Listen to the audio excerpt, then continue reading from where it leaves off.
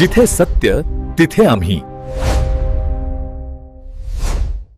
खेडखोपी ते शिरगाव रस्त्याचा सवाल, ग्रामस्थांचा संताप, वाढला मोठ्या आंदोलनाचा इशारा. नमस्कार मंडळी, तुम्ही पाहत आहात तुफान न्यूज, जिथे सत्य तिथे आम्ही. रत्नागिरी जिल्ह्यातील खेड तालुक्यात खेडखोपी ते शिरगाव या मार्गाच्या अत्यंत खराब अवस्थेविरोधात ग्रामस्थांचा संताप आता उफाळून आला आहे.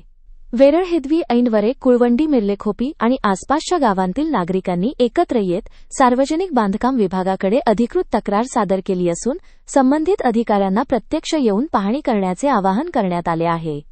रस्त्यावरील मोठमोठे खड्डे, उखडलेला डांबर आणि सतत होणारे अपघात यामुळे नागरिक त्रस्त झाले आहेत.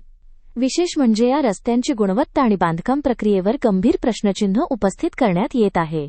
ग्रामस्थांचा आरोप आहे की काही ठिकाणी रस्ते बांधताना निकृष्ट दर्जाचे काम केले जाते.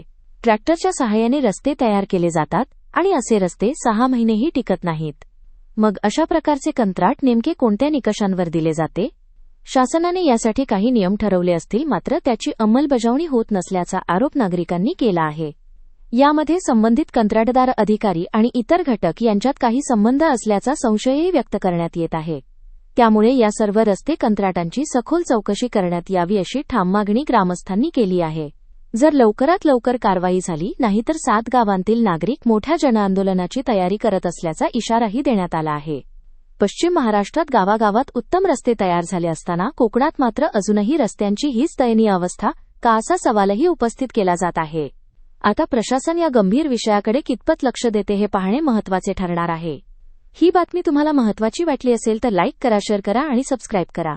आणि अशाच ताज्या, खऱ्या आणि निर्भीड बातम्यांसाठी तुफान न्यूज सोबत कायम जोडलेले रहा. जिथे सत्य तिथे आम्ही.